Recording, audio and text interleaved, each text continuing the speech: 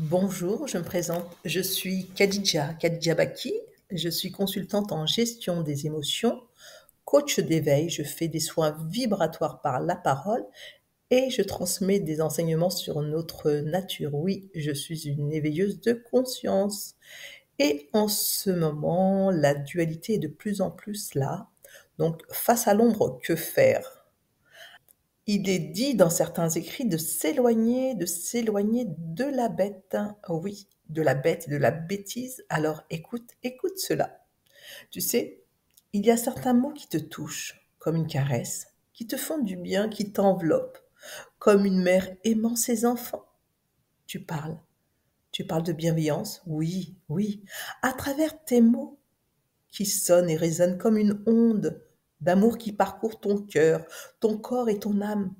Ainsi, tout est nourriture, mais fais bien attention, car tout est nourriture.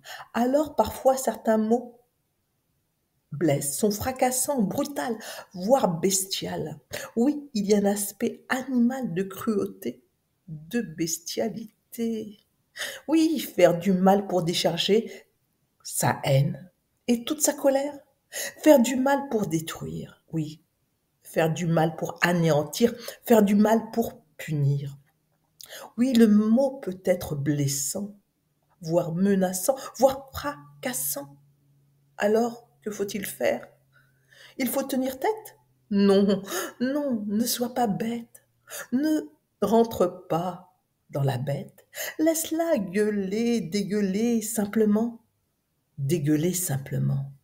Laisse la bête jusqu'à ce qu'elle s'essouffle et toi, reprends simplement ton souffle, ainsi que ton esprit. Oui, oui, élève-toi et ne te rabaisse pas, surtout au niveau de la bête. Car tout ce qui provient de la bête n'est que bêtise pour cracher son venin. Alors laisse la bête dégueuler, vomir sa haine et sa rancœur et toute sa cruauté. Et toi, élève-toi par ton cœur en laissant passer la bête en furie. Laisse-la passer avec toute la meute aux abois, tant qu'il ne mord pas.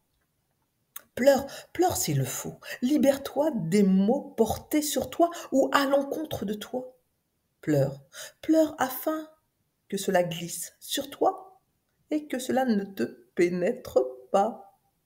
Ensuite, n'alimente pas la bête, surtout, car elle n'attend que cela pour gueuler encore plus fort sur toi. Ne réagis pas à ses réactions primaires, bestiales, car cela t'emmènera dans les méandres de la spirale infernale du monde du bas astral. Oui, qui est œil pour œil, dent pour dent. Tu n'y verras plus rien, tu ne comprendras plus rien.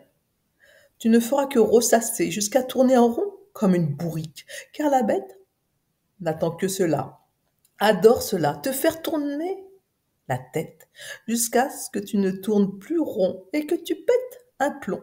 Alors fais bien attention à la bête. Alors que dois-je faire avec la bête?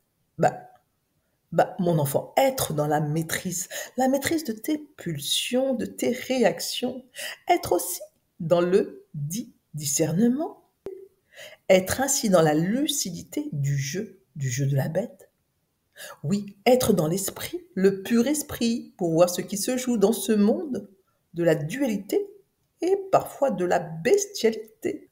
Prends simplement du recul et éloigne-toi de la bête, de la bêtise, du chemin de la bête. Car certaines personnes ont un aspect de cette bête cruelle, dénigrante, voire menaçante, mais bien cachée en elle. Alors, il faut faire attention à ce que tu vois et à ce que tu perçois. La bête qui est en eux peut ressortir et se dévoiler au grand jour. Alors, en ces temps de grand dévoilement de la bête et de la bêtise, faites bien attention sur votre chemin et votre parcours de vie. Et je vous dis à bientôt pour d'autres enseignements de notre nature, nature profonde. À bientôt.